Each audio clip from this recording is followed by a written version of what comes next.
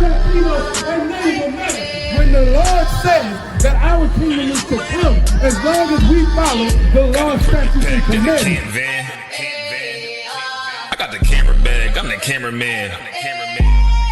If shit getting active, I'ma stand it down. We taking ground, call the ambulance. That shit go. Look. If shit go, look, you best get right, or you'll get, look, you got that shit go. If you got a problem, we'll handle it. Niggas acting hard, you better stand on it. We on every corner, we stamping it. You better get your life for this camp shit. We ain't playing around, there's no cowards, dog. If niggas charged up, you get powered off. Rude of speech, keep it raw. It ain't my fault that you niggas soft. It ain't my fault that these niggas frauds. It ain't my fault that them niggas rats. If your colors fly, you don't get that shit go. Look.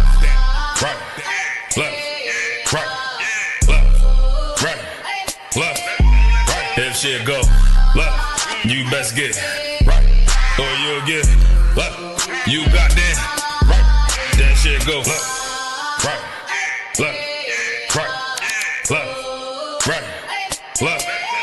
If shit go, look, you best get right, or you'll get, look, you got that. That shit go. B-Raw, wanna go to war, gotta hop into the van. Tryna cut the semen, something you don't understand. Getting checked from my betterment, better take it like a man. Nigga, how you walk away from camp? If you willing to die, you better be willing to stand. Take a trip around the world, see a bunch of corners held by them UPK niggas. All them UPK niggas go to camp. And I'm on Shamar head hanging out the car. Wonder when I pull up straight to the battlefield. And I'ma make sure niggas make it back home. Say, nigga, what you thought? With anything moving, I be on. Gotta remind them, we nothing like them niggas that you saw. If you hear back up, that'll be your last time. Look it out the way, the price to pay before. That shit go. Nah, for real though. B-Raw. Look. If shit go, look, you best get right, or you'll get, look, you got that right.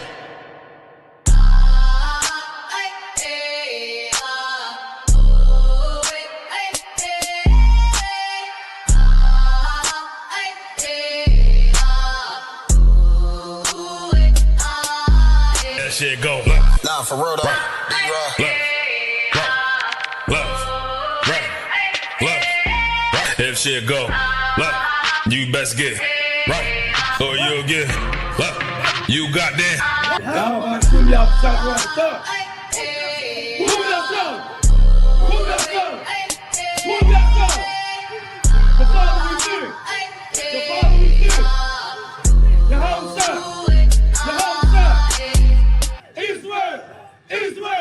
Israel!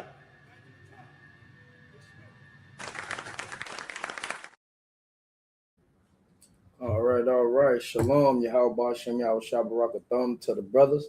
Yahweh Shemal Thumb Shem Yahweh to the sisters. We are the ISUPK. Started out of 1 West 125th Street, Harlem, New York, 1969. We are now under the helm and control of Commanding General Yohana. We are not affiliated with any Christian church, Muslim mosque, or any blackity groups like the Black Panthers or Afrocentric groups or anything like that. All right, man, give yourselves a hand, man. I want to also give a big up always in the building, Officer 5000, Yarach, a moth. You understand what I'm saying? Always on the ones and twos holding it down with me, man. And yesterday, man, we celebrated and acknowledged the Feast of Purim, right? And I hope y'all caught the class, because the story of Esther and how that became to be is so amazing. You understand what I'm saying? The sacrifice that sister made for her people. You understand? But it was something in the whole way that those events came about, right? Dealing with Purim, you understand? And we want to touch on that. And the reason why is because the time for Christ to return is drawing nigh. You understand what I'm saying? Like, I know we all done heard this, you know, like I done heard it plenty of times growing up, you know, this is the end of the world.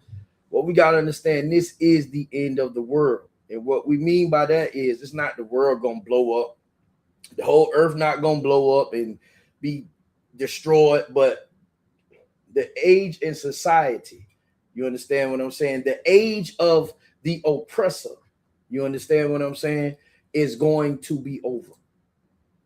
It needs to be over. It is our time for us to be free. And it's a lot of brothers and sisters that do not understand what's going on in this earth. So I'm going to start out the class to show you exactly where we are right now in the Bible. You understand what I'm saying? We've had this book right here on our dressers and shelves and in our cars. They got them in the jailhouse. They got them in the motels. And we don't understand that this book is about life and death in the history of a people. You understand what I'm saying? And what these people need to do to live or be unalived. You understand what I'm saying? Because the Lord wants us to do what he requires of us to do. You understand? Shout out to everybody in the class with us. You understand? Give yourselves a hand, man. Sit back. Let's go on this ride. I'm gonna start with Joel chapter 3. Start with Joel chapter 3 now. And this is so important because right now, you know, the Christian church don't have the answer, Sway. Right. The Christian church don't got the answer, Sway. You go to the Christian church right now, they still asking for tithes, man. They don't know what's going on. You be like, well, why are we at war? They were like, I don't know, but the 10% got to be paid. You need to pay 10% or the war gonna be in your house. Right. You know, that's what they telling everybody. You understand? You need to pay your tithes and your offerings. You need to make sure Pastor got a good car. He need a jet so he could fly the Holy Spirit, you know, across the earth, you know, because the Lord can't do it. He can't fly. He can't get his spirit in through the earth unless the pastor got a jumbo jet. So, you know, here in the ISUPK under Commanding General Hunter, we're going to tell our people exactly what's going on and what they need to be doing because it's not being talked about enough. The whole world is at war and everybody is paying attention and preparing except for blacks, Hispanics, and Native Indians. We the only ones out here preparing, still partying in the club, still being drug addicts, still selling drugs, still harming one another, still trying to stay separate from one another. And it's just, you know, it's heartbreaking. You understand? So I'm going to start out reading Joel chapter 3.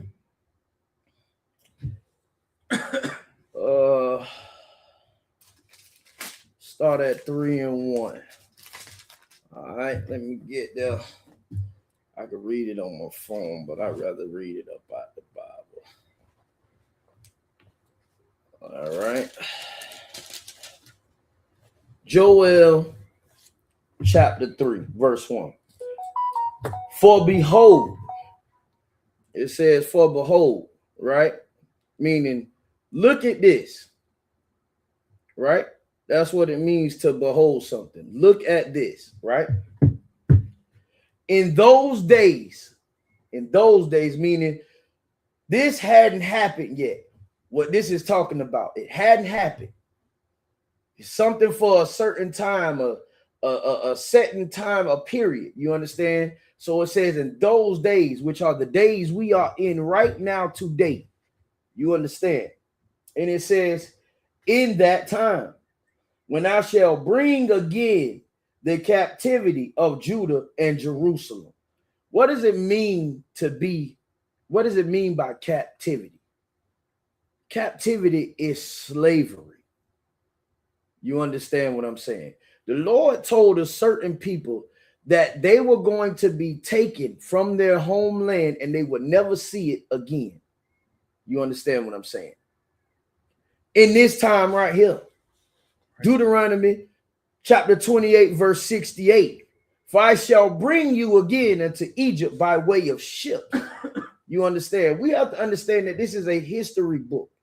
full of prophetic things that have happened, and are going to happen. You understand what I'm saying? The transatlantic slave trade is how we came into bondage, and still, Salakia, are in bondage to this day.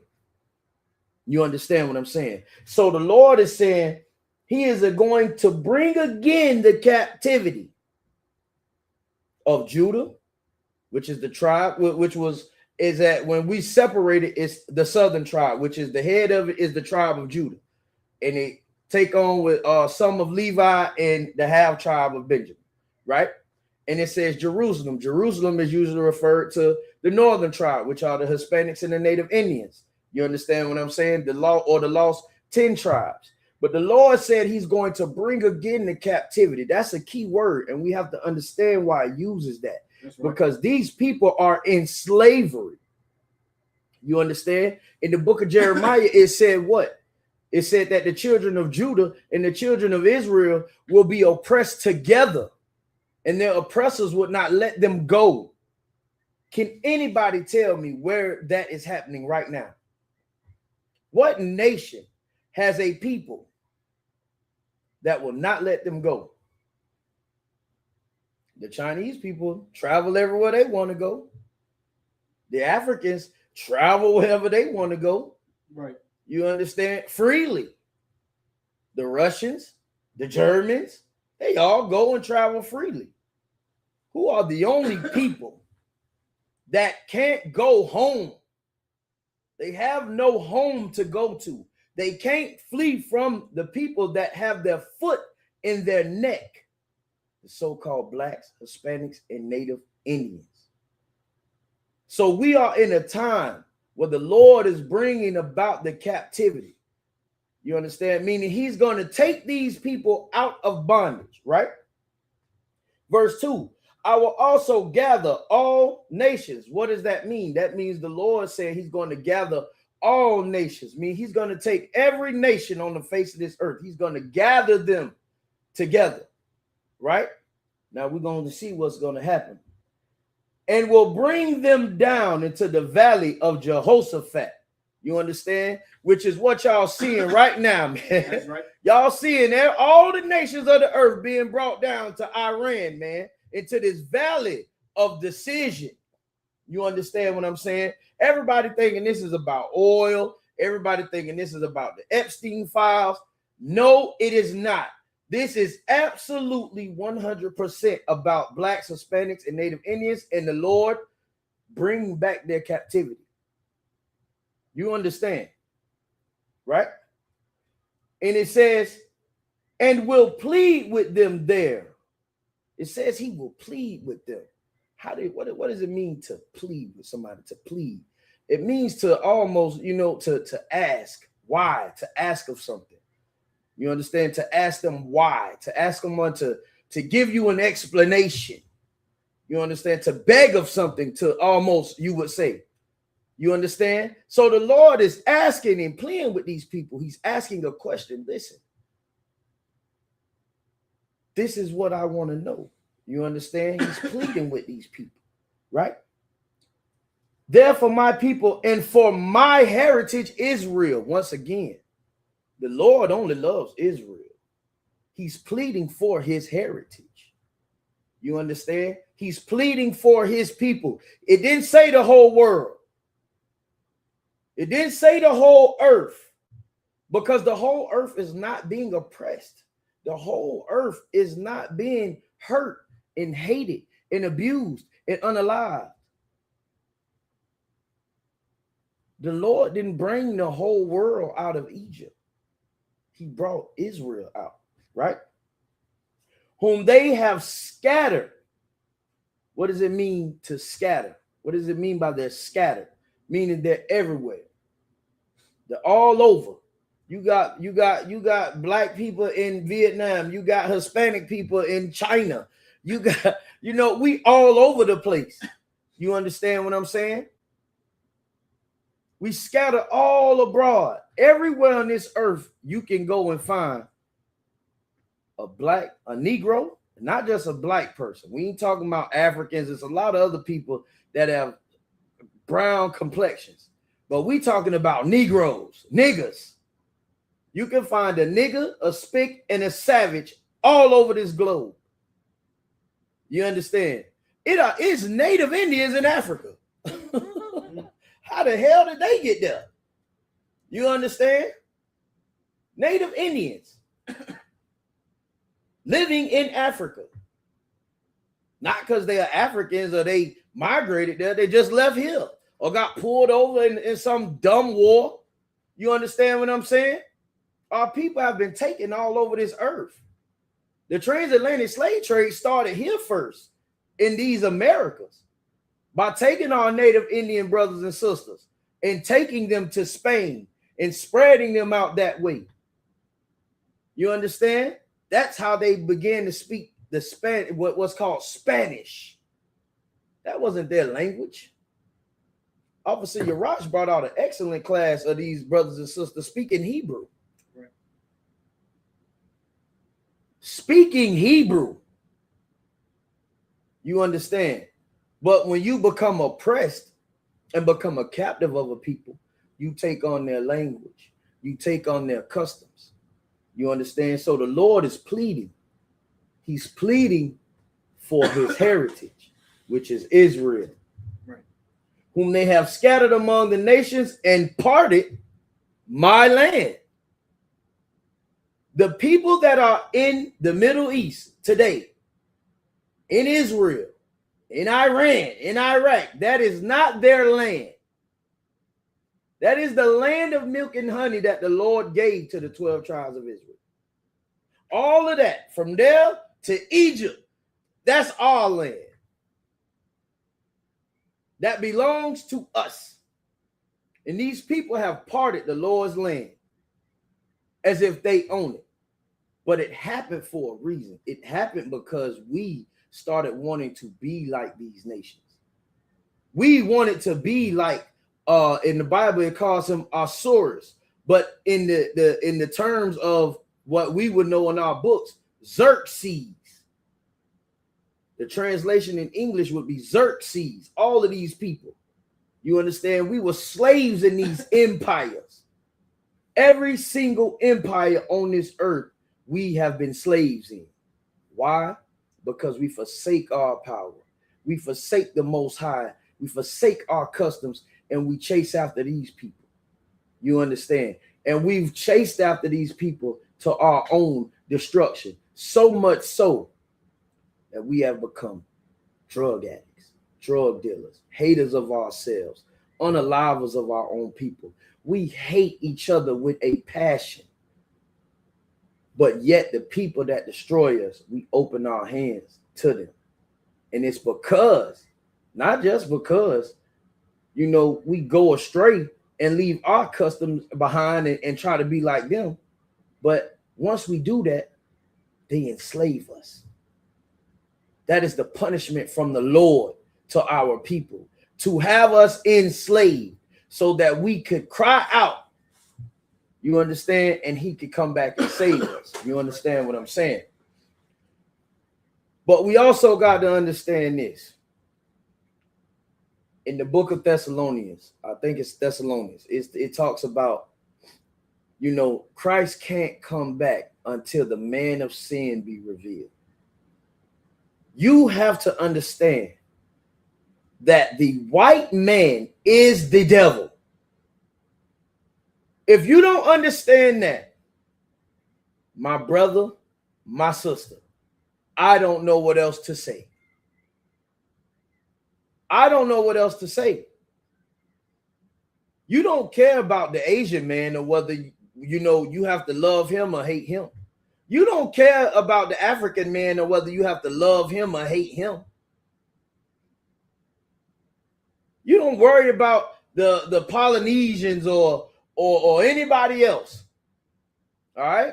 On whether if you have to love them or hate them. But it's something about this European man and woman and child that you hold so dear to your bosom that you will not let them go. I'm here to tell you.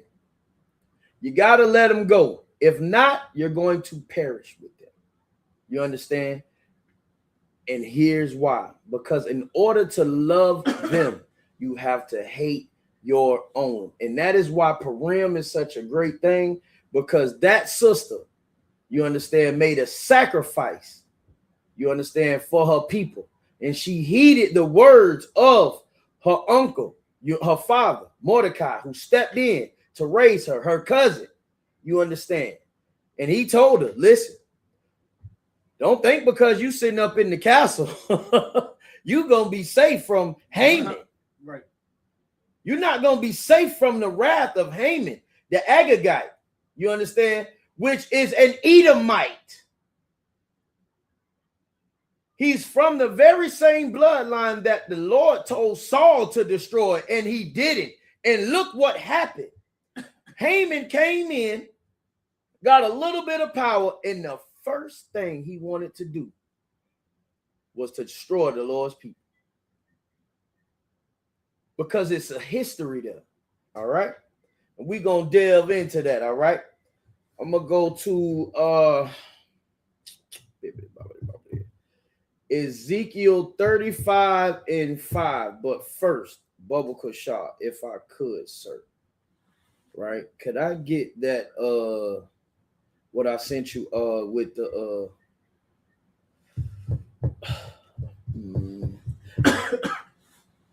matter of fact, let me get the one the Fox clip. I'm gonna start there with the Fox clip.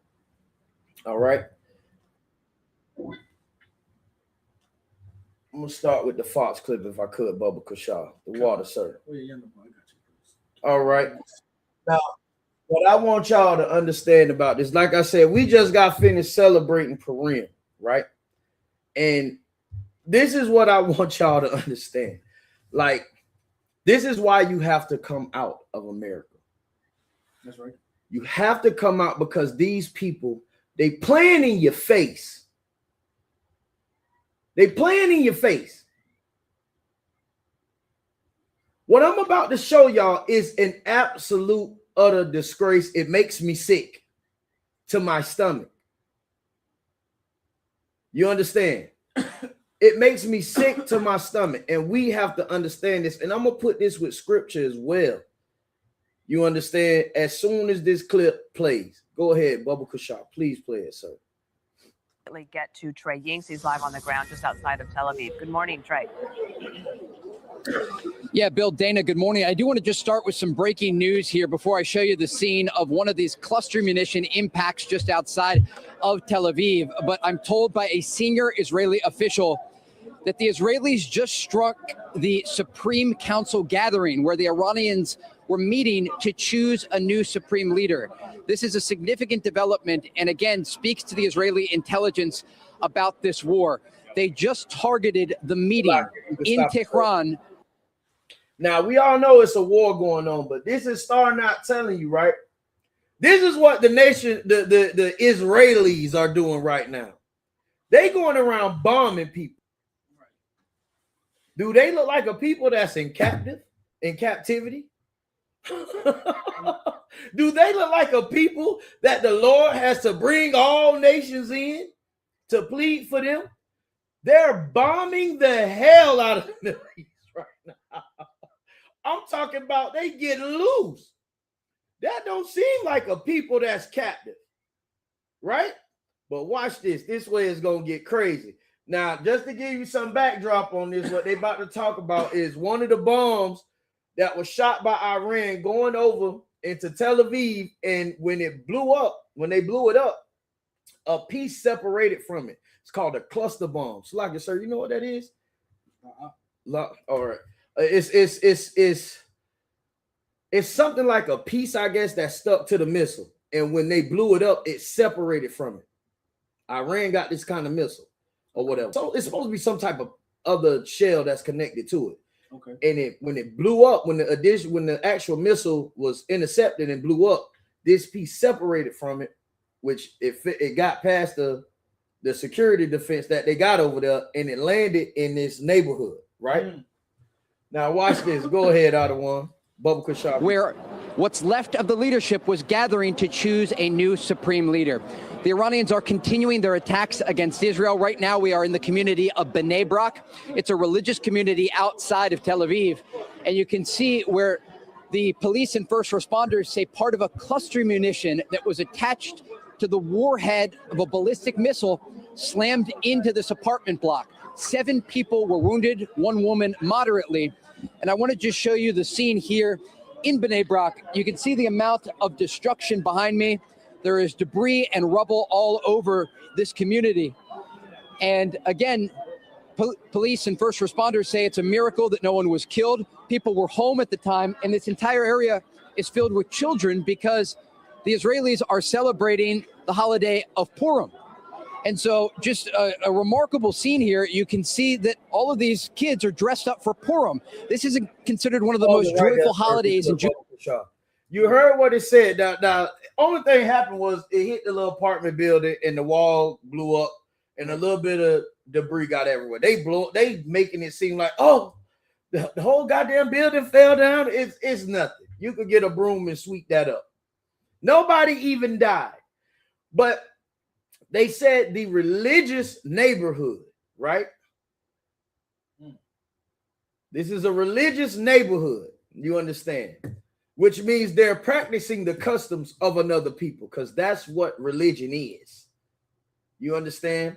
And it says they're celebrating the day of Purim. He's pronounced it all to hell. Purim. You understand what I'm saying?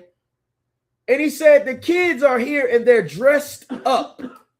Now, can anybody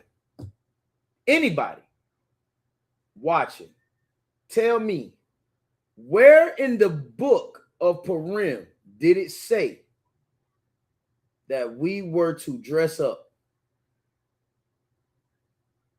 Did anybody see that or hear that yesterday? Right?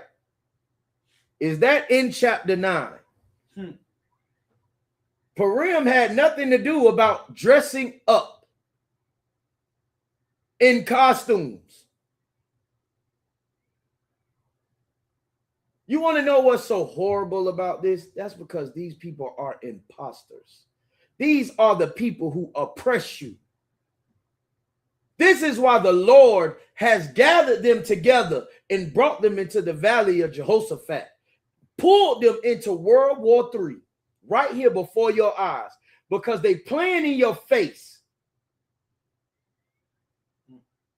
They've stole your land. They've stole your identity. That is a crime. It is a crime of theft. As a matter of fact, it's actually downright murder. Because when you take someone's heritage of who they are, you basically give them over to death. Over and over and over and over again. And now that you see brothers, Negroes, Haitians, Jamaicans, so-called Mexicans, Peruvians, you see all these brothers coming together and on these corners telling you who you are. You don't believe them. Why? Because of them. Look at them. That's right. Do that look like the Lord's people? Look at them. Look at them. Just look at that. Look at that. I want to jump through the TV and punch one of them.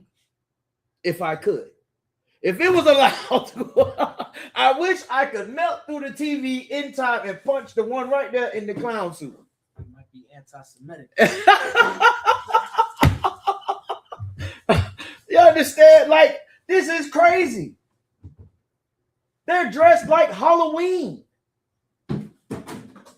Purim is Halloween to them.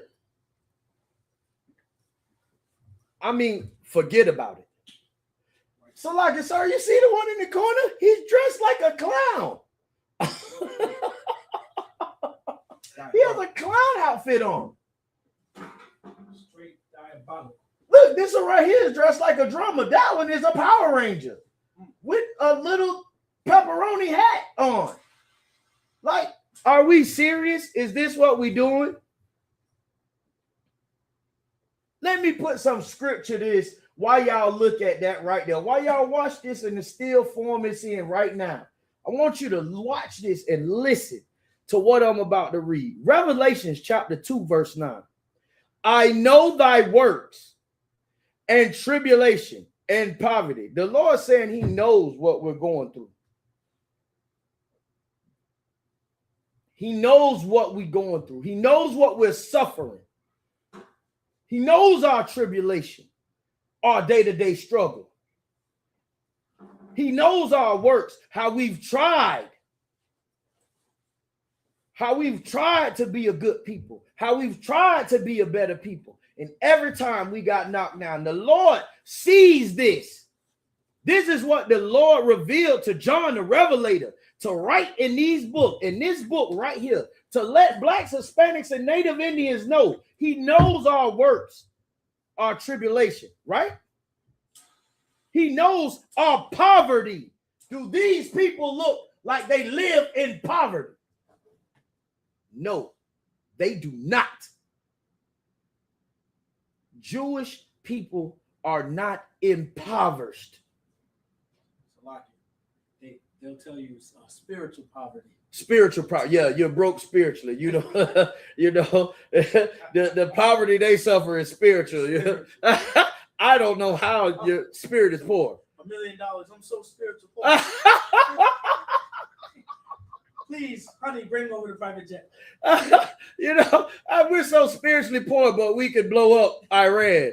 This is what I'm saying. They can keep the whole warhead from hitting the apartment to where only a little piece can break off and only hit an apartment wall and not unalive anyone. Honey, grab my Lambo. I'm spiritually poor. Right, grab rev it up. My Rolls Royce. Go ahead and warm it up for me. The whole diamond district.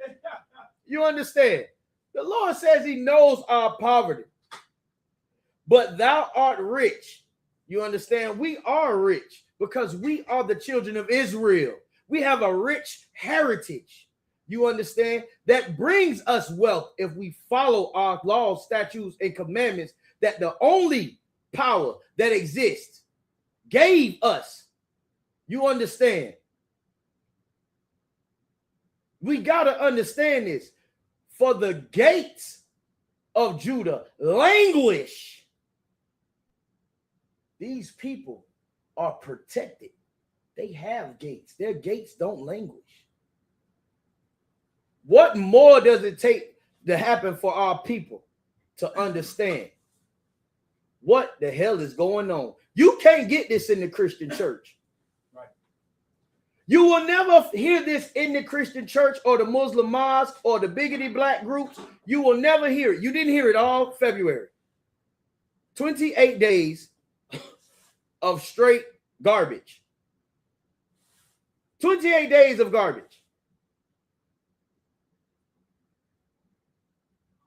That's what we got. 28 days of being a slave even still. We're just appreciative slaves. We appreciate, the things that we build and created to make this country, to make us even more impoverished. But the Lord says, thou art rich. You understand? And I know the blasphemy of them which say they are Jews and are not, but are the synagogue of Satan. Listen, this is in the Bible. That is the synagogue of Satan that was up there, man. These people have stolen our heritage, man. Knowing that heritage, knowing who we are, is what is going to help us and prepare us for the next life, for the new world. Listen, the new world order. Do you know what the new world order is? It's going to be Christ coming with angels, destroying all of these other nations and their militaries. And then he's going to rule with 144,000 blacks, Hispanics, and Native Indians. And they're going to rule this place. And the children of Israel will be no more oppressed. We will be the head and no longer the tail. We will no longer have those people ruling over us. We will no longer be drug dealers. We'll no longer be drug addicts. We'll no longer be a fatherless nation, a motherless nation. All right? It's going to come to an end, man. We're going to get what we need because we already getting what we deserve. We deserve what's happened to us. But the Lord said enough is enough. It's high time that I bring again this captivity. All right? I pray y'all understand this, man. But I want to show y'all something from the book of Esther, right? And this is why we have to separate from this place. Because America is the seat, the literal seat of the devil. You understand that, right? The oppressor is the living embodiment of Satan. He is the accuser. I hope y'all understand this. You understand? I hope y'all understand this. All of these things are in the Bible. But we're going to show you what that means to be a devil. What it said, the beast was cast down, which is called the devil and Satan. He's a liar, which is what the devil is, a deceiver. And Satan, Hashatan, means to accuse. He's a liar and an accuser. Right? And we're going to show you this same spirit. Just in case y'all missed it, man, we're going to show you in the book of Esther. This is why Purim is celebrated. And where we observe it. You understand? It's a high holy day that we observe. It's all because of the lying and the accusing of the devil. You understand? All right. I'm going to bring that out. It's going to be in the book of Esther.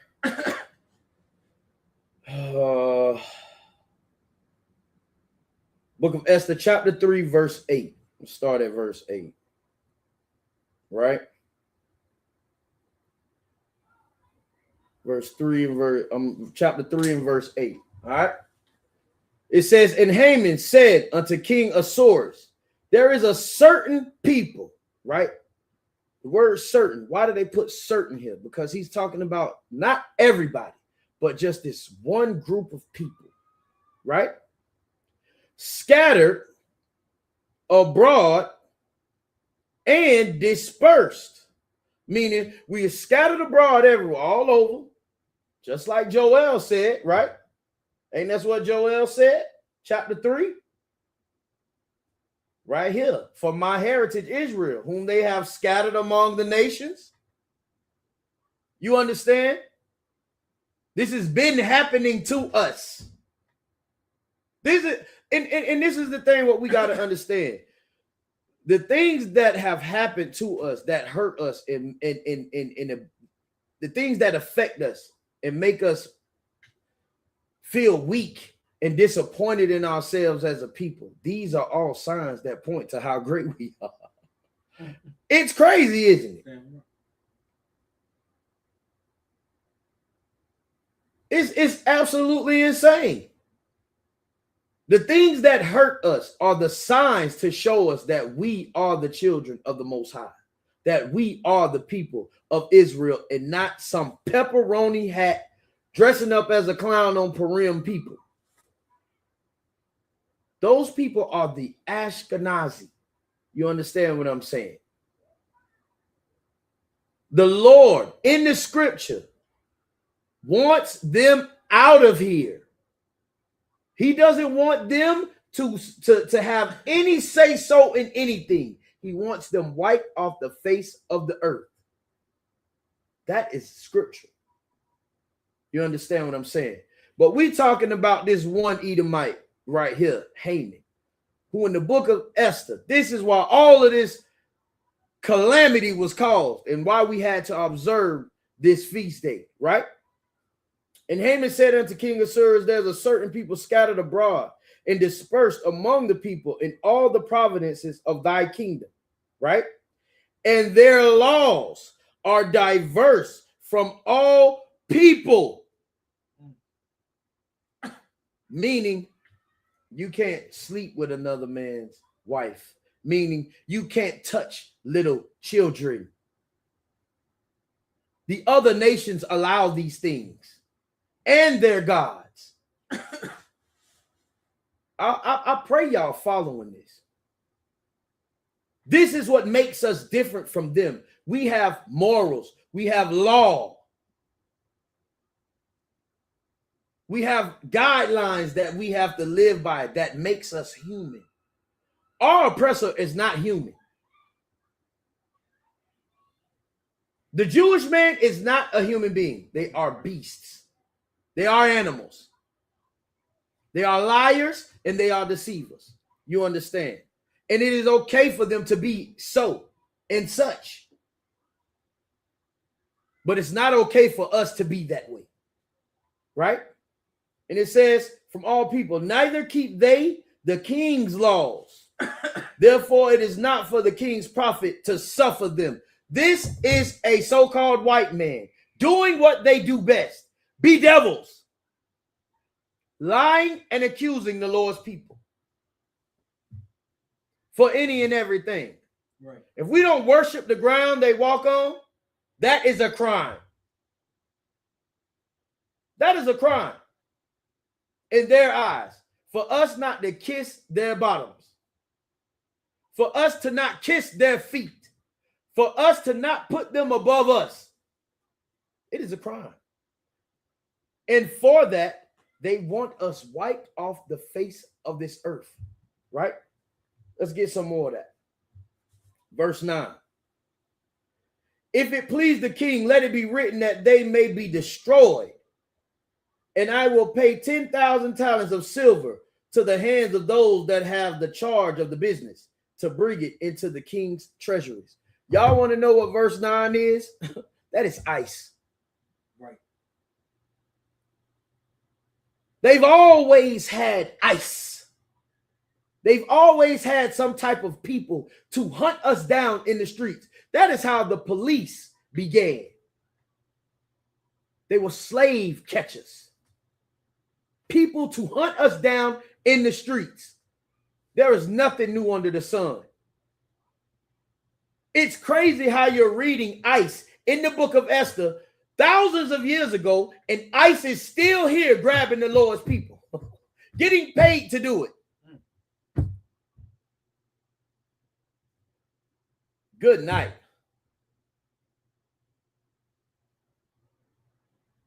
But you want to know why this happens? It happens because we keep trying to be like these people. Mordecai didn't give a damn about Haman. He didn't care what Asuras said. He didn't care what type of reverence he was supposed to give him. He didn't give it to him. Why? He's nobody.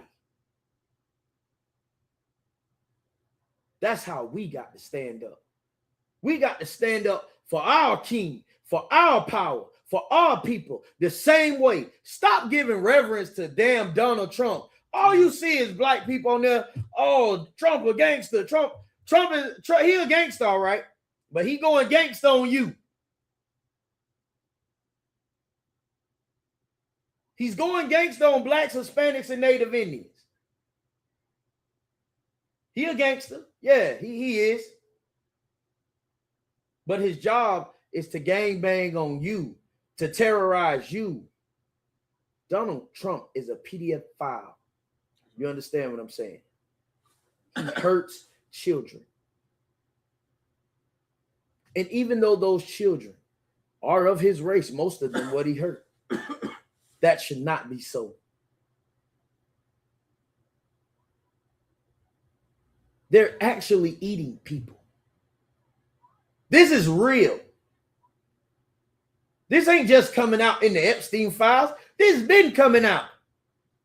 Everybody said Jaguar Wright was none but a crackhead. The sister and everybody else who made these were right. Yeah, some of them a little thrown off and a little crazy or whatever. But behind every crazy person is a little bit of truth. Right. Those people, these people who accuse us and try to make it seem like we the worst people on the earth, they're projecting themselves onto us.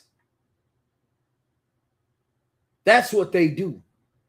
And they teach you how to be a gangster. They teach you how to hate your own people. They teach you how to be a drug addict. They teach you how to sell drugs. They teach you how to be abusive to children, because this is who they are. Why can't we see this? You have to learn to see it, though, because if you don't, you're going to be destroyed with America. You got to separate.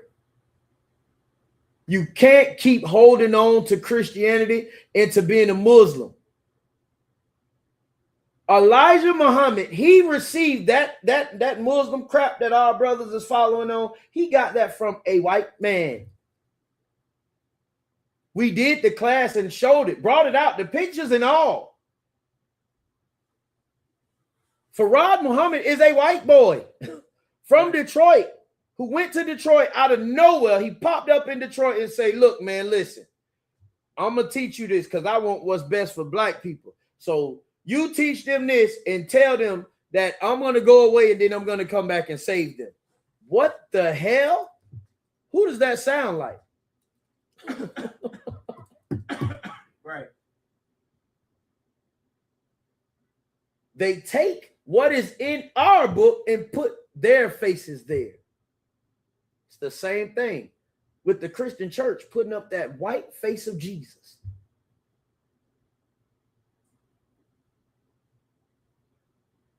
That is the beast. The mark of the beast is Christianity, man. It's what? What do you call it? White supremacy. White supremacy is the mark of the beast. You got to separate from these folks, man. Y'all ain't trying to join with the Africans and the Asians and the Filipinos. Y'all ain't doing that. Y'all ain't trying to join in together with the Arabs. You know how I know? Y'all ain't jihad. Why y'all ain't jihad? Them y'all brothers, right? Y'all bound to them, right? Y'all walking around with your beard dyed red, portraying like you're eating the hearts of your enemies, which is a custom that they teach. That's something that they teach in their custom. You're portraying it, but you're sitting here in America shaking your boots, not worrying about nothing. Only thing you worried about is trying not to go to jail for the crimes that you commit to your people, for the things that you do behind closed doors that you don't want anybody to know, hiding behind someone else's culture because you're too afraid to walk in your own identity. Come on, man. We got to let these things go, man. This is just the truth. Holding on to this oppressor, you're going to lose your life. And people say, oh, well, you got to die. Man, listen, let me tell you something. You ain't experienced nothing until you go the way he going. The Bible says that their eyeballs are going to melt in their sockets. In 1 hour, Babylon will fall. It's not going to be quick. It's going to be fast when it's over, but their deaths are going to be horrible. And they're going into slavery. You understand this? I pray you understand. All right. We're going to keep going. Let me see. Okay, baby. I'm going to go to Ezekiel, book of Ezekiel, chapter 35.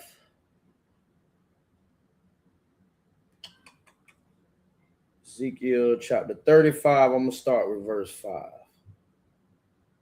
Ezekiel 35 and 5. All right. If I could, sir, can I get the the clip with the children. All right. This next clip I'm about to show y'all, I'm going to play this all the way through. I'm not going to tell the other one to stop it. I want you all to listen and pay attention to everything being said in this clip. And I want y'all to understand this. Stop saying that all of them ain't bad. Listen, all black people ain't bad, but we all suffer together. The Lord has made us suffer for what our forefathers did. I wasn't in Egypt when not me, Yaiqua, but I was there. We were all there in a former life. You understand? We've all lived in this earth and done things. You understand? And the Lord judges us for them. And this is our judgment. These people are not put here to be our brothers and our sisters. They were put here to be punishment. They were put here to punish you, to test you, to try you, to see if you are worthy. You understand this, right? The white man is not your friend. He's not your brother. He's not your sister. He showed that in every single lifetime. Haman showed it. They showed it before then. They showed it to you in the Greeks. They showed it to you with the Romans. They unalived Christ.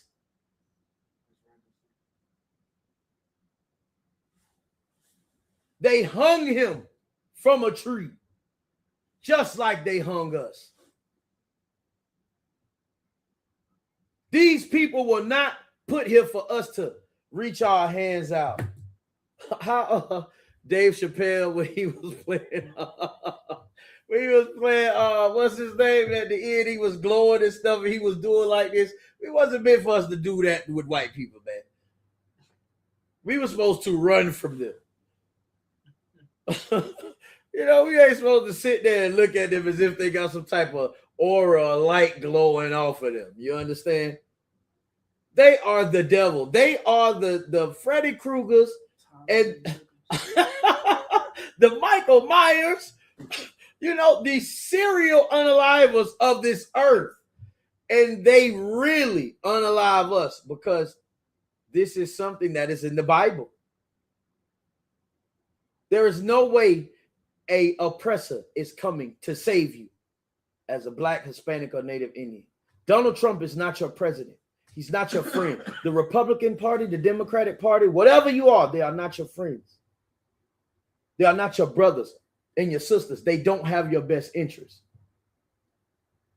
Stay out of those voting lines and find the nearest Israelite school, universal practical knowledge, and get in it. All right? If you could, sir, please. Bubba Kushah. What do you think of black people? I don't like them. Why? I really don't. Because I just think that they're always looking out to make trouble.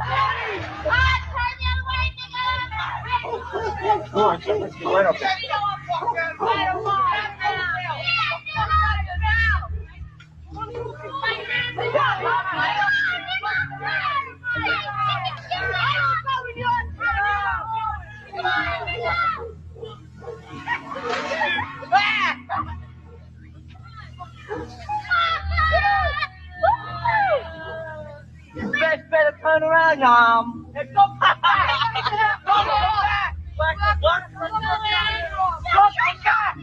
There's a new boy in front of me, We were riding down this block, and these white people start saying, "Get out of here, niggas. Get out of my neighborhood. Don't come to this neighborhood." Then they start hitting on her. Throwing rocks and everything else. Throwing rocks. Because we were in their neighborhood. We went on a bike hike to McDonald's. We didn't mean to bother anybody. We had a nice saw a parade, we saw a gathering, so we went down there to see what was happening. I never even know people around here were like that. I've never experienced anything like this in my life. And I was sure where she at and hit me with that rock. I would pick up the rock right next to me and hit him right dead in his face. They always say niggas are doing everything. They always say we're doing everything, right? We don't read it every time the white people come down the block. We don't push them out their neighborhood and throw rocks and start hitting them. We don't bother the white people around our neighborhood, but when we get in a white neighborhood, they just push us out. Yeah, but everybody was a citizen with nothing, you know, they were a piece of dirt, dogs. I mean, that's the way you treat an animal. I mean, God, we're human beings.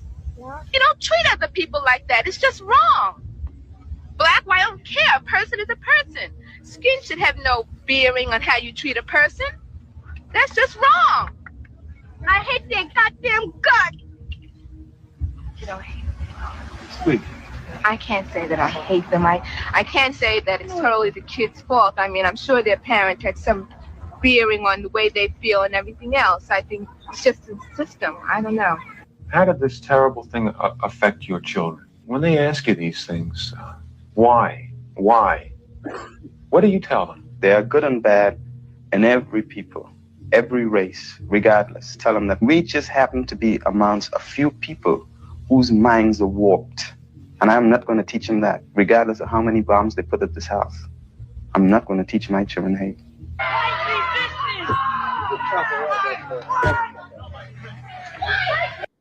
That is the problem. That is the problem. I hate the oppressor. I teach my children to hate the oppressor. I don't teach them to hate them for the color of their skin. I don't teach them to hate them to go out and hurt them. But I teach them that to love them and to not hate them means they have to hate their own and be beaten and treated like dogs.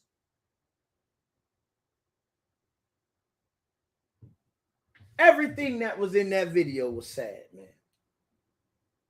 Looking at them babies, man. Y'all know them babies was our mothers and fathers. Those were our parents. Right. If you 43 in your 40s or your 30s or listen, that was your mother and your father who couldn't ride a bicycle down the street because of the color of their skin. Because a group of people hated them. Notice they didn't say any other race. The little sister, she said, I don't care if you're black or white or whatever, because the world is very much black and white. Your world is black and white. And you had better understand it. If you want your children to live, if you want to live, separate from those people. Y'all think that was 1,000 years ago? That was yesterday. That was yesterday. They tell you get over slavery. You heard what the Edomites said. We don't like the niggas. We don't like them. Because they come around here and they're trying to start stuff. And the first thing a black parent would say, oh, they ain't all bad. Every white person that was in that street was bad. Where were the good ones? Where were the good ones? Where were the good white children? Where were they? I'll wait. Where were the good white children? Where are the good white people? You know what they do? They sit back and they watch what goes on and happens to you. That's what they do. And then when they're afraid, when they see you and they don't want to bear that image, they sit there and say, man, that's not me, man. It's not me. Make them mad. Fall out with them. Fall out with that white co-worker you work with, because you don't go to their house. They don't invite you over for dinner. Piss them off at the workplace and see what happens. They're going to go back to their childhood. They're going to go right back to the childhood. And they're going to beat you for riding through their neighborhood on a bike. And all those black children said, when they come to our neighborhoods, we don't do them like that. That just lets me know that the white children came into the black neighborhoods and enjoyed it. Listen, our school is in between two projects. Let me tell you something. The safest person that will be out here between these projects is a white man. He would be the safest. I'm talking about he could be out here at 6 in the morning, 3 in the morning, 4 in the morning. Nobody won't touch him.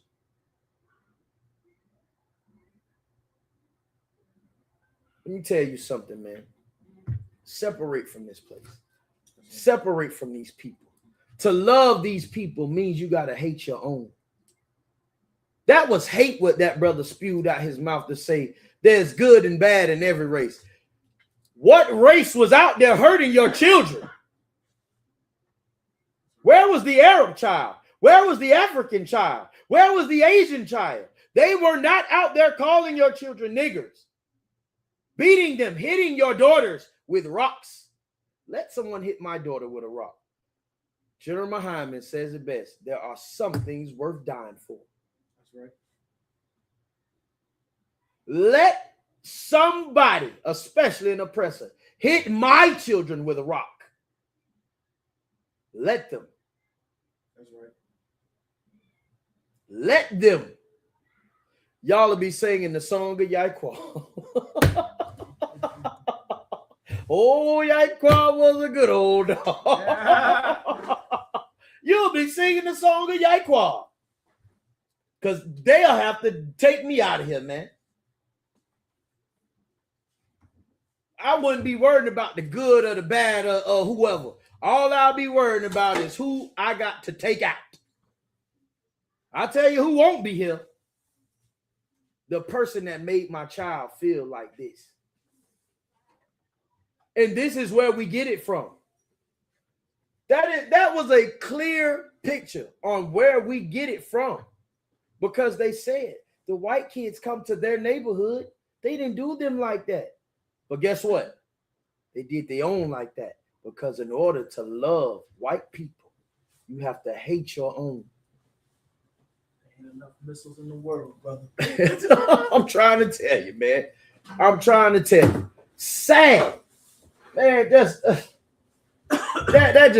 just irks me right there, man, to know what my mama and them had to go through. Those were our parents, man. Those were our parents. That is literally the time my mother and my father grew up in.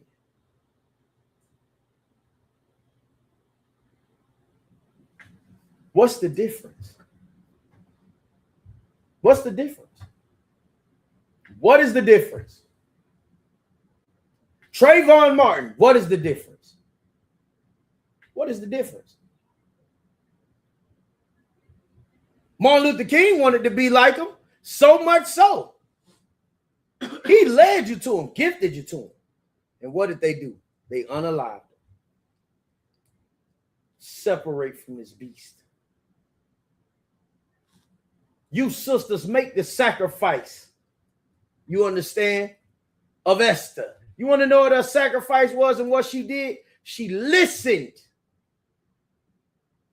She listened to her guardian that gave her the words of the Lord to remember her people. To not love the other people, even the heathen she married.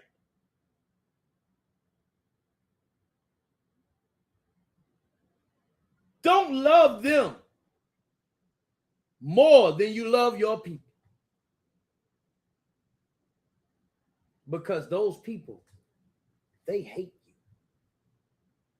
Mordecai knew this of all nations, but he specifically knew it of Haman. Why? Let me bring out this Ezekiel. The book of Ezekiel, 35:5. Right? It says, I'm going to start in verse 2 and drop down. It says, Son of man, set thy face against Mount Seir.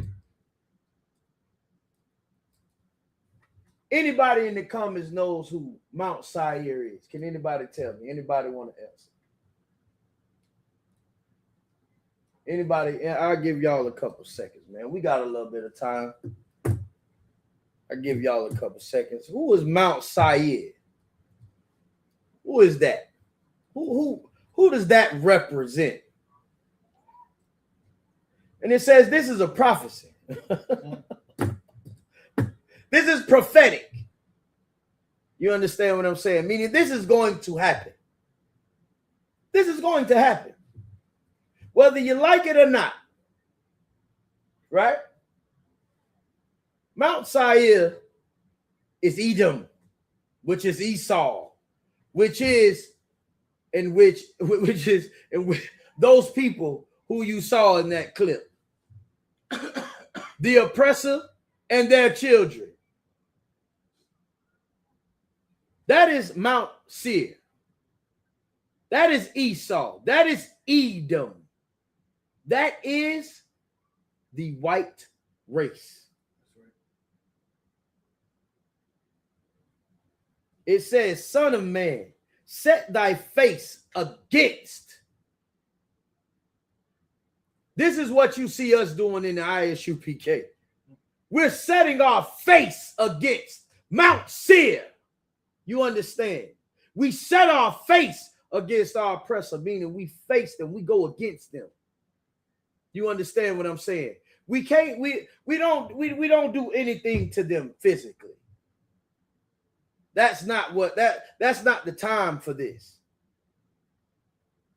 You understand? We couldn't go against none of our enemies right now if we wanted to. Not physically. Damn, you see what they just did to Iran?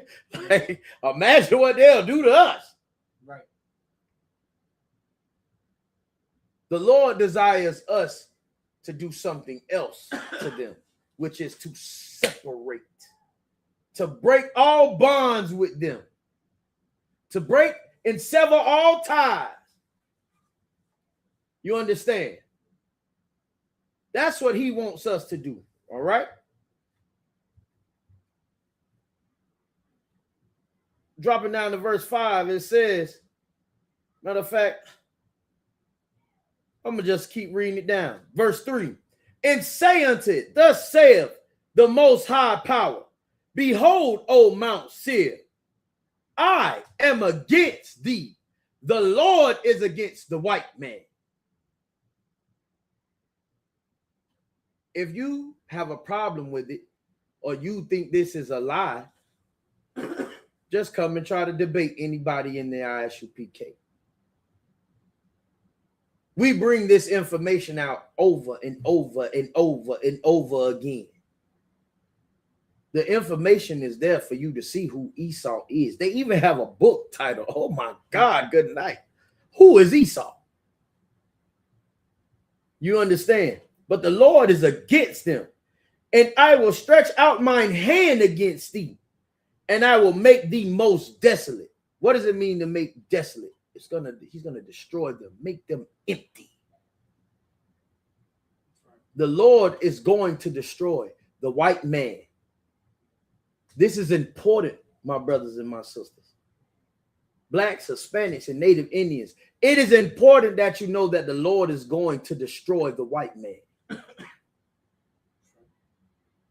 It's important because if you don't separate from him, if you don't let go of his way of life, if you don't let go of his religion of Christianity and being a Muslim, listen, you're going to be destroyed with him. Point blank, period, simple. You and your house. Which is what Mordecai was telling his cousin, whom he adopted and took in as his own daughter. He told her, if you sit by and don't do something and don't say something, your whole house is going to perish, because the Lord wasn't never going to let Haman destroy the children of Israel anyway. He would have sent somebody else to destroy that kingdom. And that sister would have been lost with them. but she remembered her people. She heeded the words of her family. She heeded the words of the man that raised her, and she knew he was a man whom feared God. She remembered her God and her people. It is time for you, Blacks, Hispanics, and Native Indians, to remember your God and to remember your people. Because if you don't, you are going to be destroyed. That's right. You're going to be made desolate. And the Lord is not just going to destroy you by taking your life.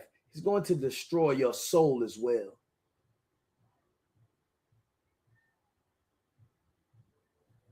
He's going to destroy you completely. Understand, this is the warning. This is the warning. You understand? Yes, the Lord put us here. You understand? He put his spirit back into the earth in 1969. So his people can be woke up. So we can give them a message of hope and a message of life. To give them the message of salvation, just as Christ told the disciples to do. You understand? We're carrying the mantle, but we're also going to carry another mantle. And that is the mantle to hunt. You're going to be destroyed. Wherever you are, you will be destroyed with him if you do not separate from them. I pray you understand. All right. Verse 4, I will lay thy cities waste, and thou shalt be desolate, and thou shalt know that I am the Lord your power.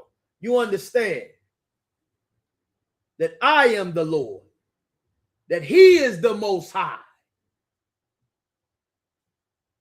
Because the white man says that he will sit on the throne of God.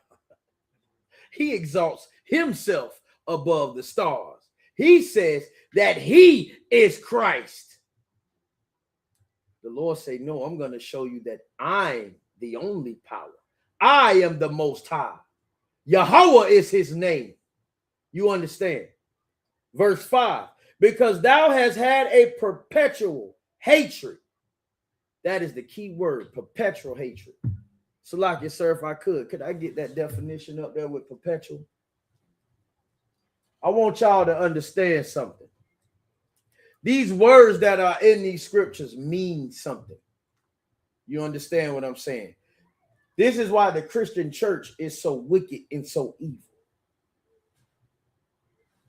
Because the only word they know is, well, the only thing that they do know in here is, will a man rob God? Mm-hmm. That's it. That's all they really know.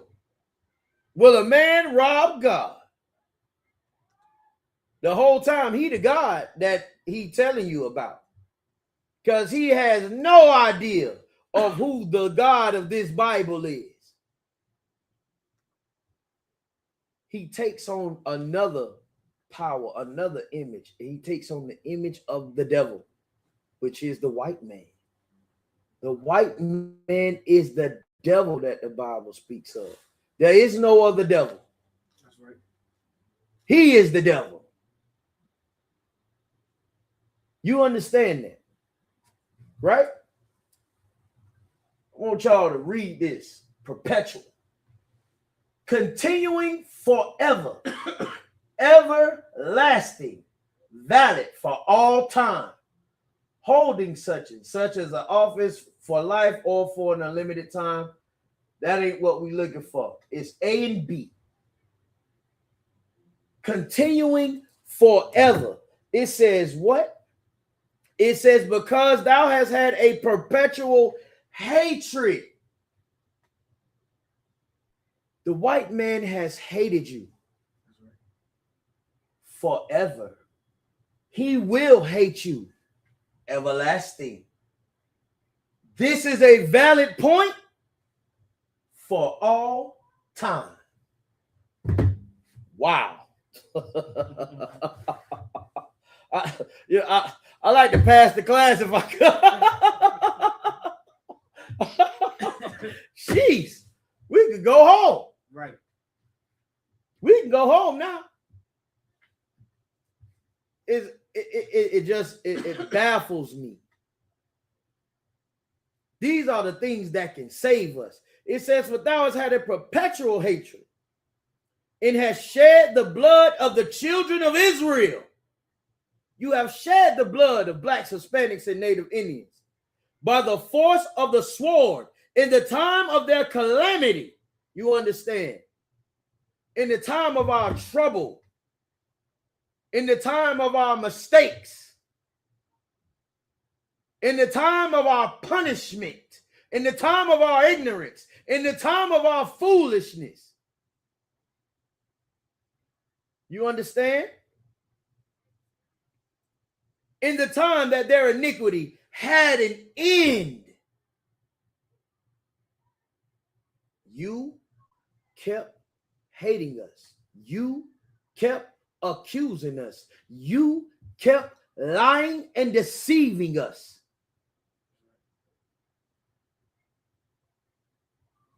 And you do it to your benefit and to our end, because you know who we are. And you know the Lord will not be for us if we go against him for you. This is the truth. That's right. This is just the truth. This is the truth. This has been going on forever. And it's going to continue. They're going to hit you in the face with a rock for riding a bike in their neighborhood. Mm-hmm. But they're going to continue to come to your neighborhood to do whatever they like. They're going to continue to teach that they are your salvation. They're going to continue to tell you, man, listen, man, let that slavery thing go, man. Let it go. And they're going to keep on destroying you, putting drugs in your community, locking you up, having ICE chase you in through the streets of America and separating you from your children. They're going to keep taking them to Epstein Island. Christ, man. Verse 6, therefore, as I live, saith the Most High Power, I will prepare thee unto blood. The Lord is preparing the white man unto utter and complete destruction and unalive. You better separate. And blood shall pursue thee. Sith thou hast not hated blood, even blood shall pursue thee. Verse 7, thus will I make Mount Seir most desolate, and cut off from it him that passeth out and him that returneth. You understand? The Lord is going to destroy the white man. He's going to cut off the white man, woman, and child, whether they're good or bad. Yes, there are some good white people. Yes, there are. But that's what the Lord's going to do with the good ones and the bad ones. He's going to make them desolate. I don't know what else to tell you. I don't know what other way to explain it to you. I don't know what else to say. C'est les vents. Bon bon oui. Yeah, I don't know how else to dress it up for you. It's going to happen. There's nothing we can do about it. I didn't say this. The Lord did. This is in the Bible. You know, this is what has to happen. You understand? Listen, man. I'm gonna drop it to you like this, man. We got to do better. We got to come out of America, man. Else we're going to be destroyed with them. I'm going to put up I'm going to go into Revelations 18. Revelations 18 and 4. Revelations 18 and 4.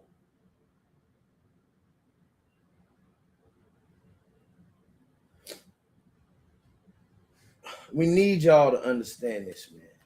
Like, this is our job as priests and prophets and officers, right? To protect you from what's coming. That is our job. That is how we fight. This is what we do for our people. We do our best, you know, to feed and clothe our people. We're in the building right now full of clothing that we getting ready to give out to our people. You understand?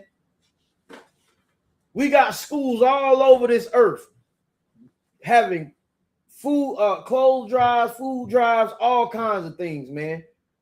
But our job, our main job and objective is to get you to turn away from the rudiments of this world, man. To turn away from the life that you're living, which you've adopted from an enemy.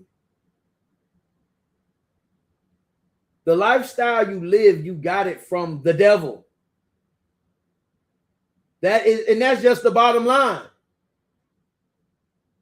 The way you think and you act towards your brother and your sister, you got that from the devil. You got it from your oppressor. You understand? Celebrating Christmas, celebrating your birthday, celebrate Easter. You got all of this from your oppressor, from somebody that hit you in the face with a rock when you rode a bike in the neighborhood. You celebrate the Christmas, they hit you in the face with the rock. You celebrate the Halloween, they sick dogs on you when you ask to be treated like a human.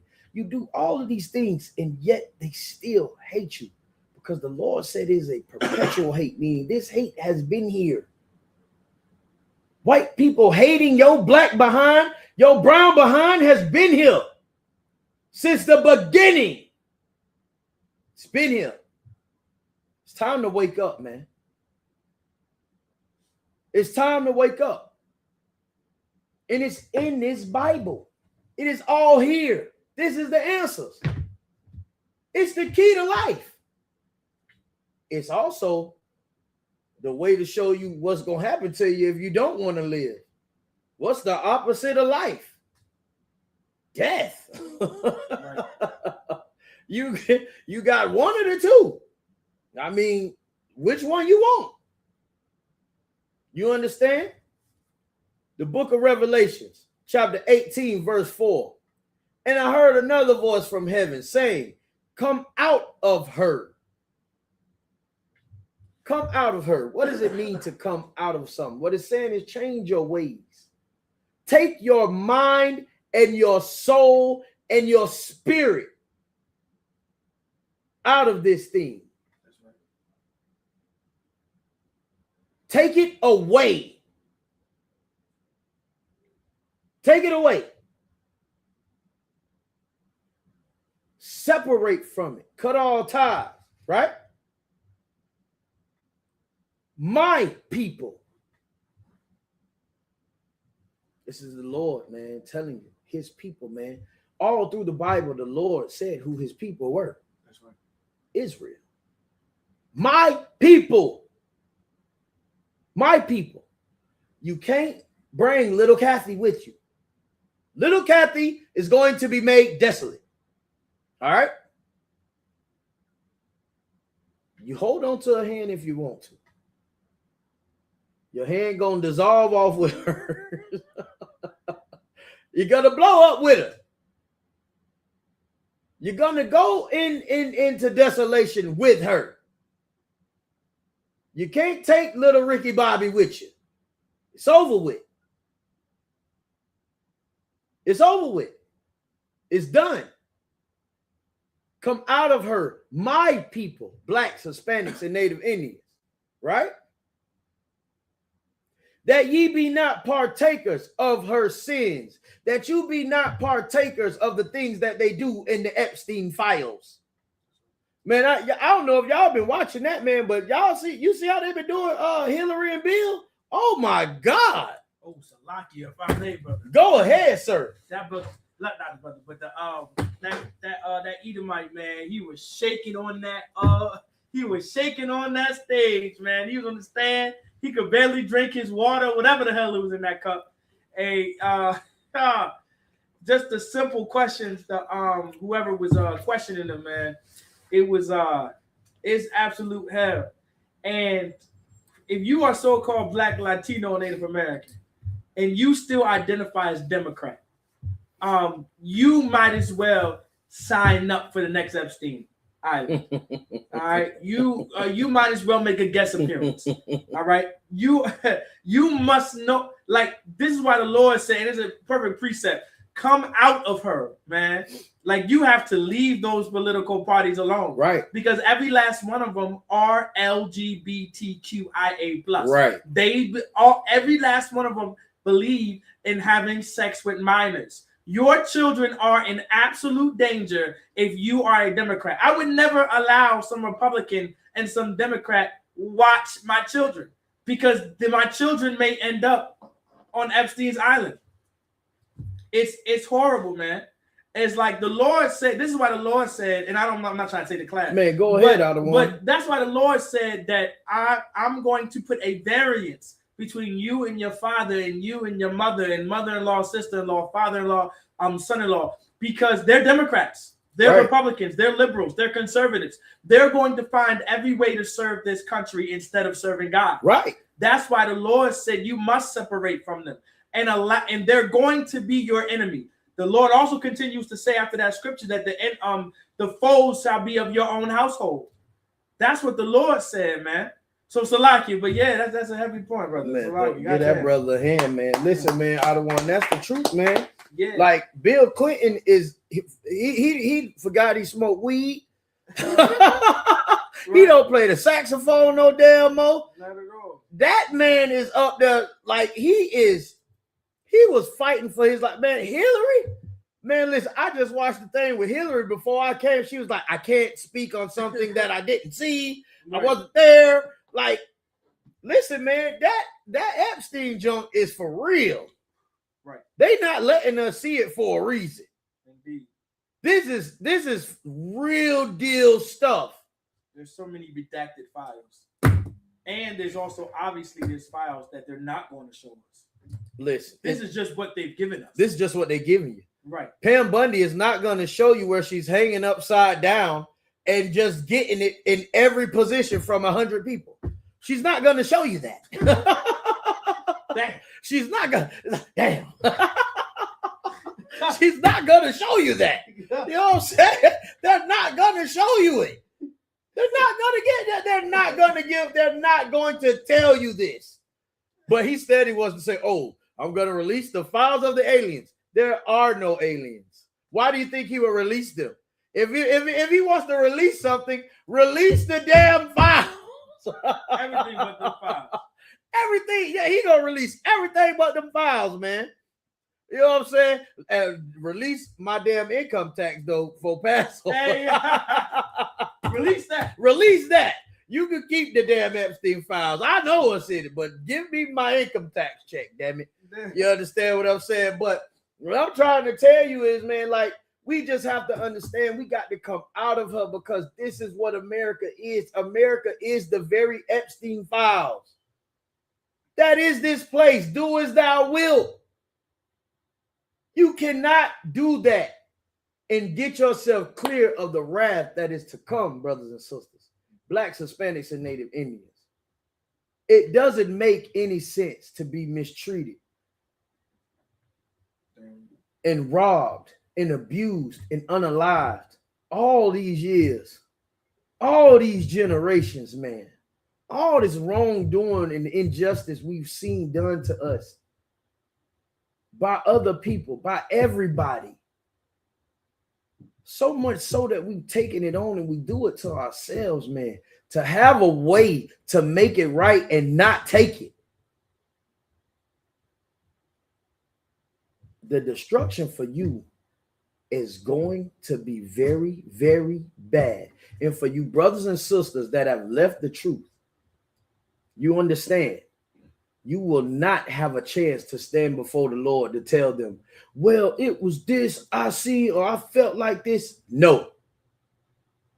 The Lord is going to hold everybody accountable for themselves. And if you had oil poured over your head as a brother, you took the oath to wake the Lord's people up in uniform. That's the problem. It was in uniform. You understand? I pray you understand. It's going to be worse for you. It's going to be worse for you because you took an oath. You made that oath to the Lord that you would protect his people, that you would show them their error in hopes that some would turn to salvation. Sitting at home, doing nothing after you took a vow to work, I feel for you. I pray that the Lord gets you straight and allows you to do what you have to do. You understand? But for the brothers and sisters, whether you say, well, I didn't know. Oh, it doesn't matter. It doesn't matter. You didn't want to know. Right. You didn't want to hear the truth. You didn't want to know who the real Lord, Most High was. You didn't want to know what it was like to serve the Lord and follow after Christ. You didn't want to know. But you will understand. You will understand this. If you do not come out of her, you will be destroyed. You understand? We're going to keep reading. And that ye receive not of her plagues. Verse 5. For her sins have reached unto heaven, and God hath remembered her iniquities. What has the Lord remembered? The Lord remembers slavery. The Lord remembers when they put drugs into our communities and turned us into drug addicts. The Lord remembers it.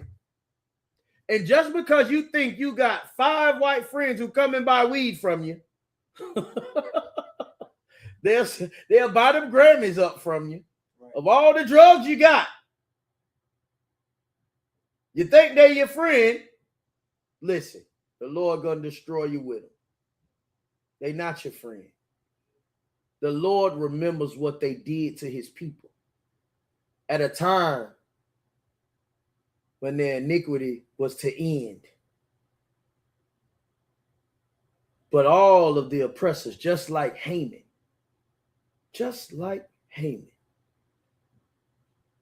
stood in the earth and accused you.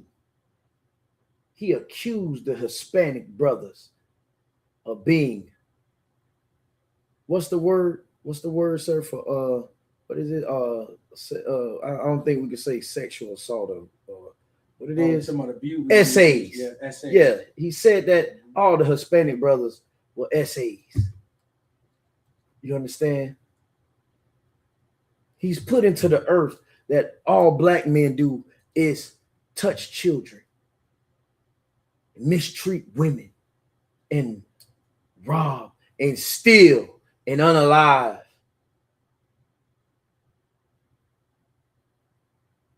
These are the people you want to be around. You want to go off into death with these people.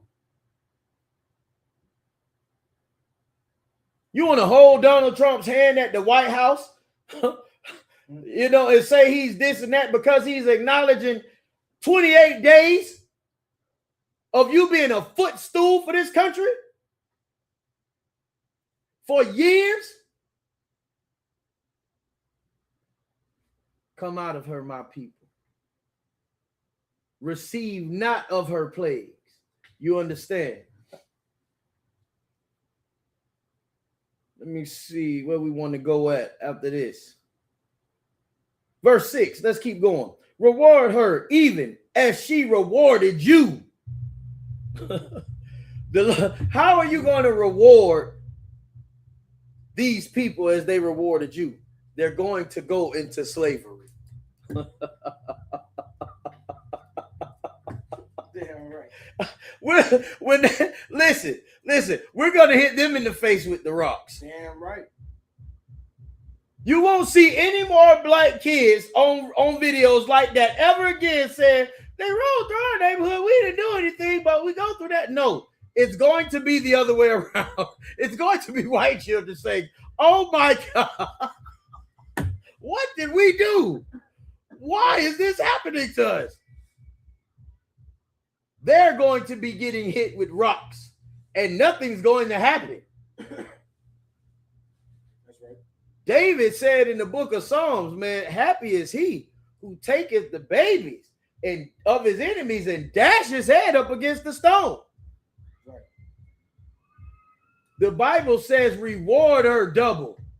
And listen, let me tell you something. You don't have to worry about us, white man, white woman, and child, essaying you, doing any of that. Nah. We got morals. We ain't doing that to you. But what you will do, what he said in what you call it, told Django, he say, they gonna whoop you, they gonna whip you, and they gonna whuck you until you die, and they gonna put you in a hole. That's what we gonna do. We gonna whip you, and we gonna whuck you until your back give out. We're gonna kick you over in the hole. That's what we're gonna do. You're going. That man played that part too good. He played that part too good. You know what I'm saying? But listen. Send you to Dixie. Send you to Dixie.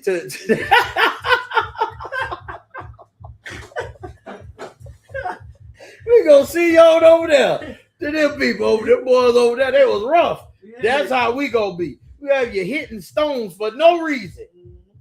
Just pick up a hammer and swing it all day, all night.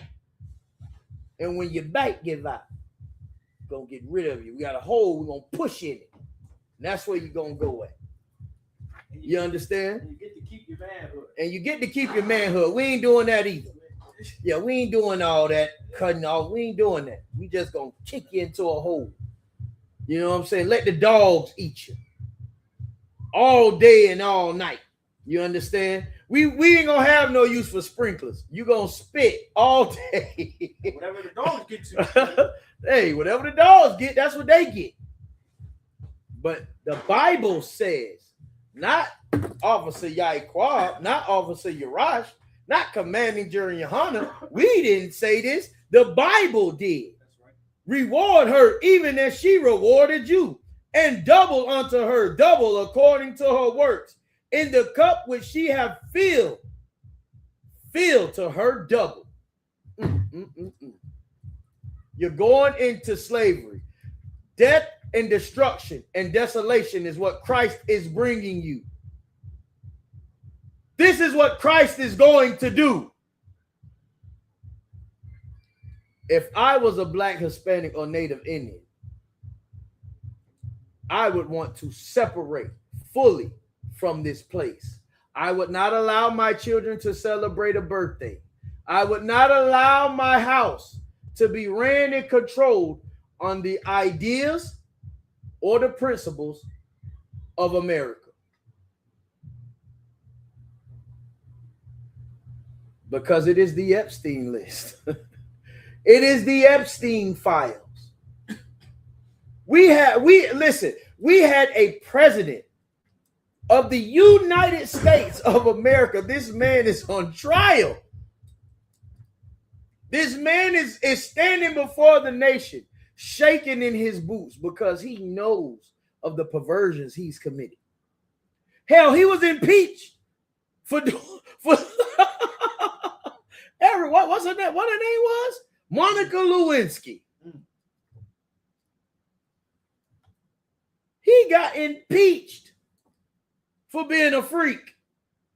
So can you imagine what's in them files about him? Come out of this place, man. Come out of this place. You understand? All right, we got a little more time to bring out a couple of these scriptures.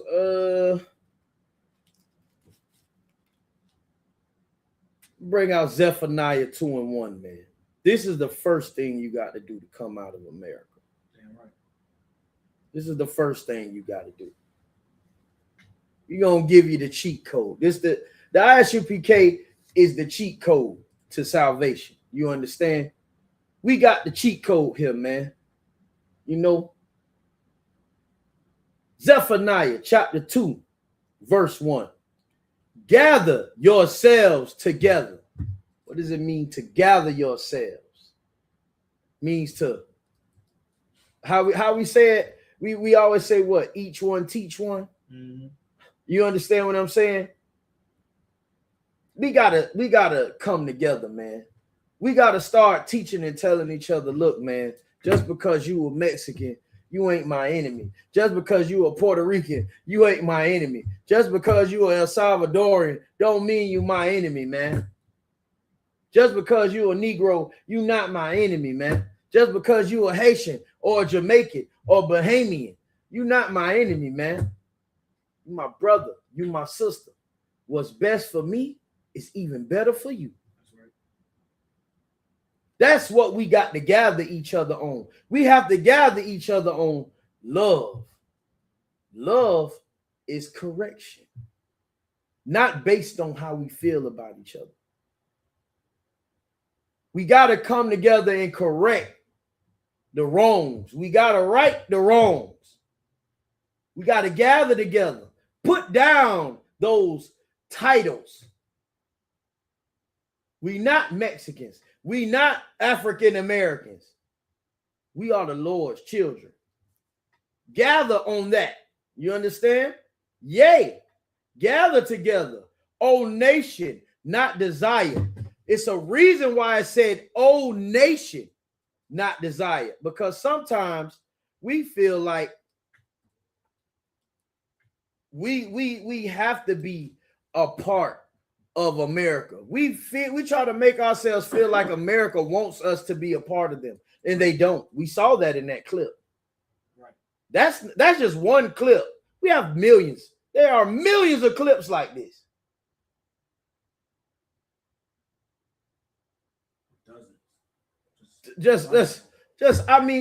It's man.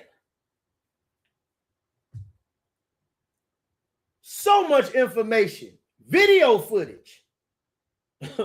You understand? Records of us not being desired by anyone on this earth. No one wants to be a nigga, a spick, or a savage. No one wants to be Black, Hispanic, or Native Indian. No one. No one wants to go through our struggle. They want to dance like us. They want to fight like us and be athletes like us. They want to have our God. They want to have our customs. But they don't want to go through what they've put us through. They don't want that part of being Black, Hispanic, and Native Indian. They don't want that. We are the people who are not desired. You understand? Verse 2, before the decree bring forth, before the day pass as the chaff, before the fierce anger of the Lord come upon you. We're coming together. The Lord says, come together before the fierce wrath of his come upon you. Simply put, separate from America. Separate from the Christianity. Separate from the Muslim mosque. Separate from being a Buddhist. Separate from being a drug dealer and a drug addict. Separate from the hate.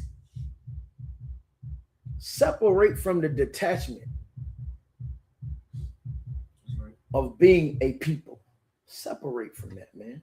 Separate from everything that comes between us, man, before the Lord destroys you.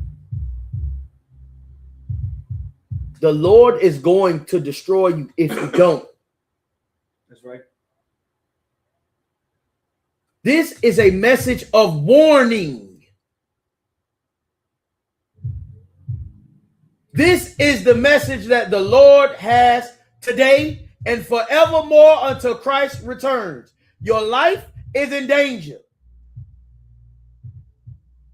Your life is in danger. Black man, Hispanic man, Native Indian man. And it is the Lord that will require it from you. If you do not separate from this place, if you don't gather together with your brothers and your sisters, as a black person, as a Negro here in America, you should absolutely hold on and gravitate to the Hispanic brothers and sisters right now. That's right. You should absolutely gravitate to them and love them. God damn all the things we done been through and said to each other.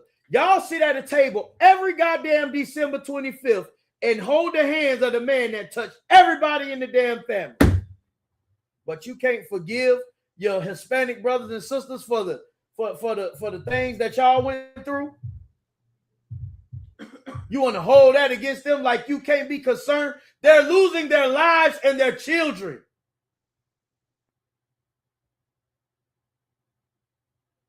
And if Donald Trump get rid of all them, who you think he gonna come after next? Right.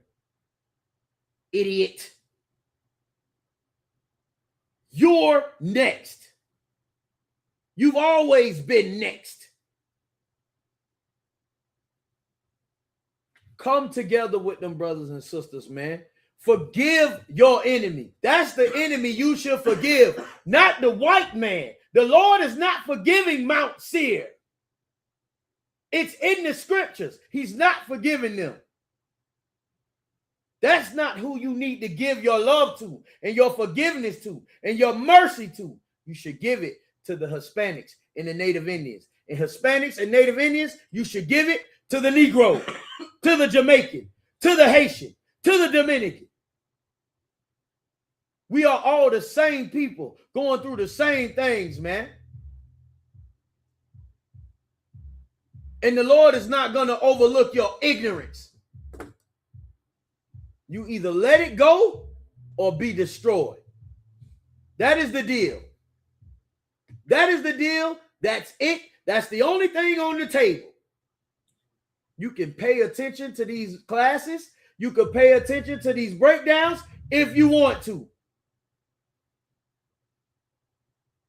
But as for us in this house, we will worship the Lord in the ISUPK under commanding General Yohana.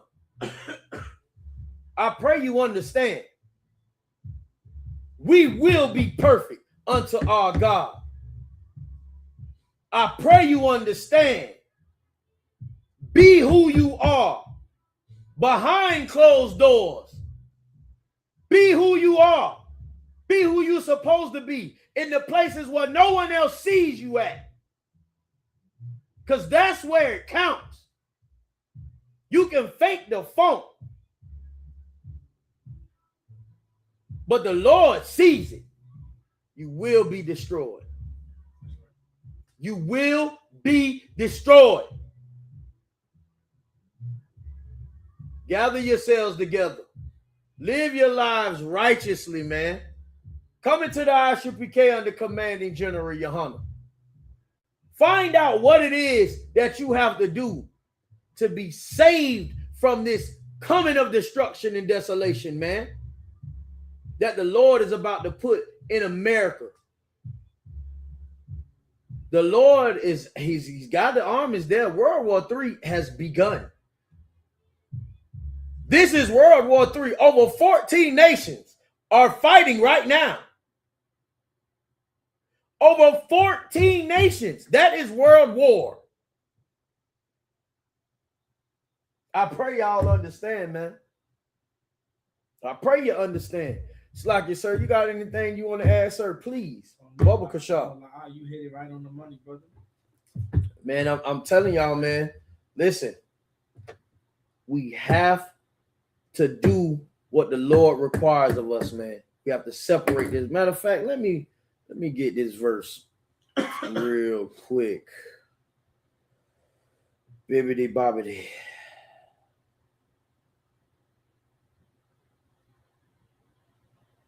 me pull this out, man. Pull this out in John 13. The book of John 13 and 34, man.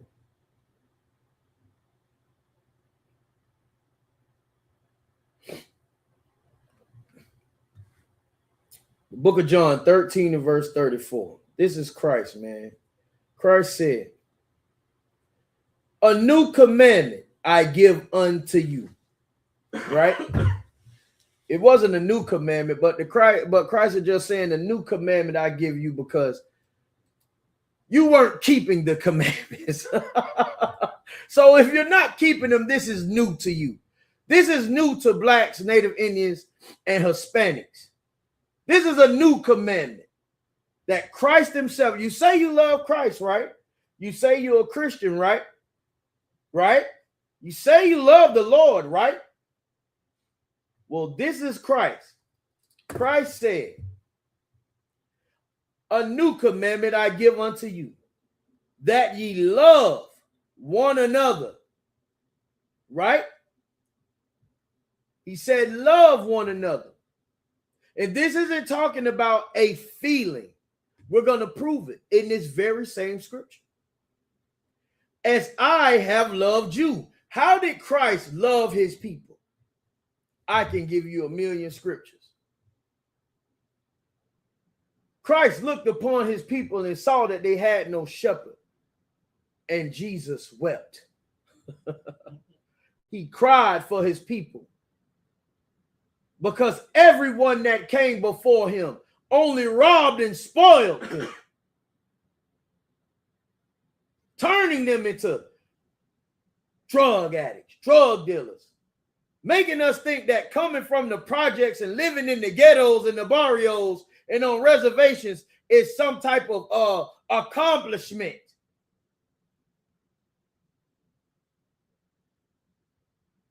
When it's actually the worst thing that ever happened to us. Christ wept for the people. He wept for his people. You understand? Salaki, sir. See that right there? You understand? As I have loved you, that ye also love one another. Listen, man. If you're not living in the spirit of what is best for me is even better for you, you're going to fail. You're going to be destroyed, man. Come out of America, change your ways, get into the ISUPK under Commanding General Yohana, man. Learn what it is that you have to do, man. And with that, we're going to read the security announcements. 1 second. Give me 1 second.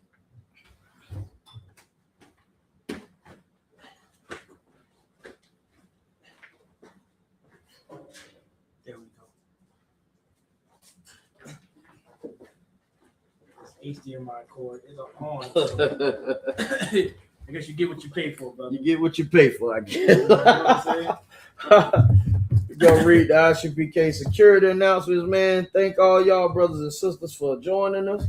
Always, it's my pleasure, man. ISUPK security announcements. We are the ISUPK, started out of 1 West, 125th, Harlem Street, New York. Rule for new brothers and sisters. When a new brother or sister comes into the school, they are off limits for a year. They are to be saluted only. They are here to shed themselves of the world. They need transportation. The teacher will arrange it. After a year, if a brother or sister has an interest in a particular person, he or she must get permission from the head to speak to a brother or sister. There is another 6 months in which the brother and sister will court each other. After this 6-month period, the brother and sister will get permission from the head to marry.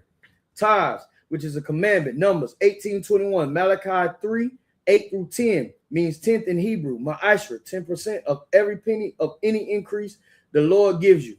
All right, what you're going to do is go to ISUPK.com. When you look up in the left corner, it's a little blue button that says tithes and donations. You're going to go there, click that, and that's where you pay your tithes and give your donation. Also, if you haven't paid your your Passover fee, you go there to pay your Passover fee too, right? Salakia, sir, would they put the little message on there for Passover? 200 per person. Right. It's 200 per person. When you go in there, just put in the little message box, Passover fee, right? With your name, all right? And the priest fund, free will offering for priests, not mandatory, whatsoever amount you would like. The upcoming holy convocations is the Lord's Passover in Houston, Texas. That's right. All right, you understand what I'm saying? It's gonna be a lot going on, a lot happening, man. Listen, get ready, prepare yourself. Hope you got your arrangements. You're about too late, but I understand, man. We living in this hell, man. So prepare for that. The Passover is the next holy convocation. All right. If any brother wants to come into the school to be a trooper, start wearing all black boots, shirt, pants, headband, and scarf. Any sister want to come into the school, get your head covering, cover your head completely, and wear a modest dress. All right, and be ready for class. With that, we're gonna give a courtesy salute to the highest ranking man in the room. Men of Israel, I imagine. Sisters, Yeshavian, which means to be seated. Men of Israel, I imagine Shabbat, I imagine Barak, Yahweh Hashem Yahweh Shabbarakatah, Yahweh Hashem Yahweh Shabbarakatah. Yadimatah, brothers, sorry, face the sisters. We're going to give up a courtesy salute for the sisters. Men of Israel, I imagine Shabbat, I imagine Barak, Yahweh Shema Atam Hashem Yahweh Shab. Yadimatah, with that, class dismissed. Shalom, Israel, we're the Israelite School of Universal Practical Knowledge, and you know what time it is. It's the Lord's 57th annual Passover, and it's going to be held in Houston, Texas on April 4th. Don't forget, bring your family, bring your friends, because this is going to be the time that so-called blacks, Latinos, and Native Americans can come under one roof in one house and to serve the Lord. It's that time. $200 per person. Don't forget, over the age of 17. Don't forget the Lord's Passover. It's coming. Kingdoms ours, all the heathens forbidden. The chosen bow down to no one. It was written.